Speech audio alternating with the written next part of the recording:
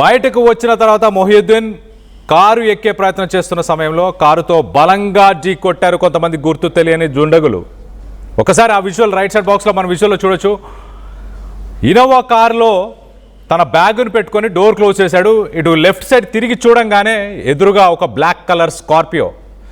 Cinema ఫక్కీలోనే, cinema స్టైల్లోనే, సినిమాలో చూపించినట్టు తను బయటికి వచ్చి ఇంట్లోంచి, తన ఇంటి ముందే ఇది, తన ఇంట్లోంచి బయటికి వచ్చి ఆ కారు, ఇన్నోవా కారులో తన బ్యాగ్ అవన్నీ పెట్టుకొని తను ఎక్కుతున్న సమయంలోనే ఒక పక్కా ప్లాన్ పథకం ప్రకారమే ఆ స్కార్పియో కారు ఆ వీధిలోకి వచ్చి చాలాసేపు వెయిట్ చేసింది. ఎక్కడి నుంచి అయితే మనం విజువల్ చూస్తున్నామో అక్కడి నుంచి స్టార్ట్ అయ్యి అక్కడ ఆన్ చేసుకొని చాలాసేపు నుంచి వెయిట్ చేస్తూ ఉన్నారు ఎప్పుడు ఈ మొహియుద్దీన్ బయటకు వస్తాడని. వచ్చిన వెంటనే స్పీడ్ని పెంచింది ఆ స్కార్పియో కారు. ఒక్కసారిగా వచ్చి మొహియుద్దీన్ని గుద్దితే రైట్ సైడ్ బాక్స్లో మనం చూడొచ్చు గాల్లో ఎగిరిపడ్డాడు. ముందు ఉన్న కారుని దాటుకొని మరి పడిపోయారంటే ఆలోచించుకోండి. ఇన్నోవా కారుకి అతను పడిపోయిన చోటుకి మధ్యలో ఒక white colour Maruti Celerio car ఉంది. ఆ సెలెరియో కార్ని కూడా దాటుకొని పడిపోయారు. అంత దూరం, దాదాపు ఒక 10-15 ఫీట్లు దూరం ఎగిరి పడ్డారంటే అర్థం చేసుకోండి ఎంత స్పీడ్లో వచ్చి తనని ఒక పక్కా ప్లాన్ పథకం ప్రకారమే. ఆ రోడ్లో ఎలాంటి ట్రాఫిక్ లేదు, చుట్టుపక్కల ఎలాంటి వ్యక్తులు కూడా లేరు. రైట్ సైడ్లో వెళ్ళే అవకాశం ఉన్నా డైరెక్ట్గా వచ్చి తనని హిట్ చేసింది. సో ఇది ఒక పక్కా ప్లాను, పక్కా పథకం ప్రకారమే మొయినుద్దీన్ని అటాక్ చేశారు అంటూ ఇటు అడ్వకేట్స్ సంఘానికి సంబంధించిన చాలామంది ప్రస్తుతానికి నిరసన వ్యక్తపరుస్తున్నారు.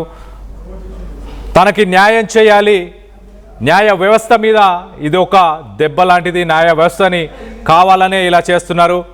ప్రత్యర్థులు కొంతమంది తను కేసు వాదించిన ప్రత్యర్థుల మరి పర్సనల్గా తనకి ఏదైనా ఇష్యూ ఉన్న వాళ్ళ హై స్పీడ్లో వచ్చి ఢీ కొట్టి దాని తర్వాత అక్కడి నుంచి ఆ వెహికల్ అక్కడి నుంచి వెళ్ళిపోవడం జరిగింది.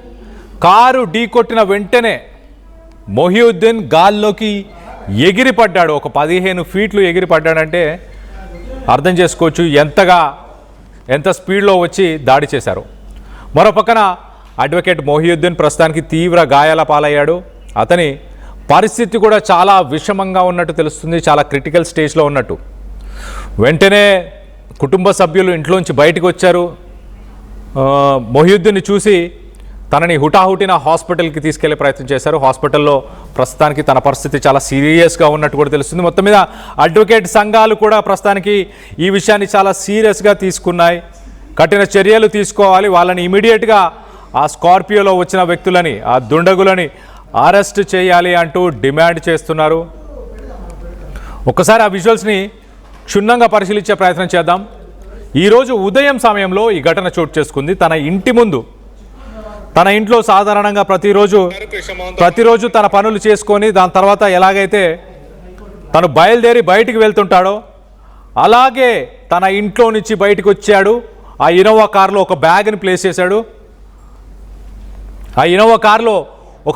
ప్లేస్ చేశాడు. మొదటగా ఆ బ్యాగ్ని ప్లేస్ చేసి ఆ మిడిల్ రోలో ఉన్న సీట్స్కి సంబంధించిన ఆ డోర్ని క్లోజ్ చేసి ముందుగా ఒక రైట్ సైడ్ లుక్ ఇచ్చి తర్వాత వెనకకి ఏదో వెహికల్ వస్తున్న సౌండ్ని ఆయన గమనించగలిగారు. మొహియుద్దీన్ గమనించి వెనకకి లెఫ్ట్కి తిరిగిన వెంటనే ఆ స్కార్పియో కారు ఎదురుగా వచ్చి హై స్పీడ్లో వచ్చి ఆయన ఢీకొట్టేసింది. దాదాపు ఒక 15 ఫీట్ల దూరంలో ఎగిరిపడ్డాడంటే అర్థం చేసుకోండి ఎంత స్పీడ్లో.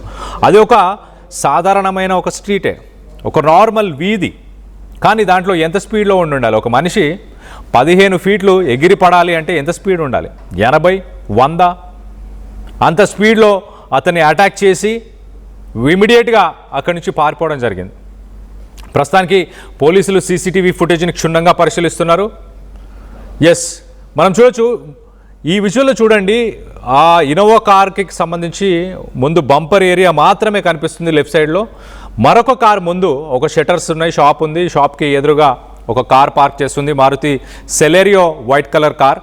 ఆ కారును దాటుకొని మరీ తను పడిపోయాడు. చూడండి, ఎగ్జాక్ట్లీ ఈ కారు దగ్గర మొదలైతే ఆ కారు అవతల పడిపోయి కింద పడిపోయిన పరిస్థితి.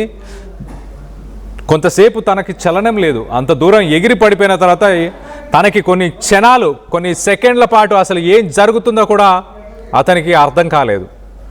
దాని తర్వాత హుటాహుటిన ఇంట్లో ఉన్న బంధువులు ఆ ఫ్యామిలీ మెంబర్స్ అందరూ కూడా పరిగెట్టుకుంటూ బయటికి రోడ్డుపైకి ఉరికి వచ్చి మొహియుద్దీన్ని తీసుకొని దగ్గరలో ఉన్న ఒక హాస్పిటల్కి తీసుకెళ్లారు. తీవ్ర గాయాలయ్యాయి.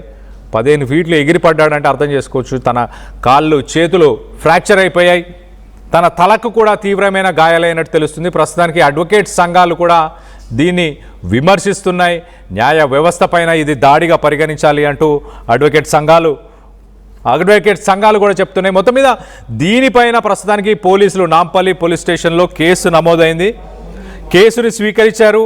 సీసీటీవీ ఫుటేజెస్ అన్నిటిని కూడా క్షుణ్ణంగా పరిశీలిస్తున్నారు. ఎవరు చేసుంటారు, ఎందుకు చేసుంటారు, ఆ వివరాలన్నీ కూడా ఆరా తీసే ప్రయత్నంలో పోలీసులు నిమగ్నమై ఉన్నట్టు తెలుస్తుంది. మరోపక్కన ఒక పక్కా ప్లాన్ పథకం ప్రకారమే మరి చంపాలన్న ఉద్దేశంతోనే ఈ ఘటనకి పాల్పడ్డారా?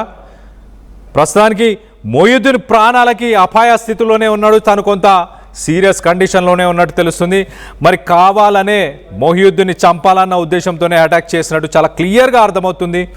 తనని బతకకుండా ఉండాలి, ఎట్టి పరిస్థితుల్లో బతికే అవకాశం ఉండకూడదు అన్న ఉద్దేశంతోనే ఈ అటాక్ చేసినట్టు చాలా క్లియర్గా ఆ విజువల్స్లో కనిపిస్తుంది.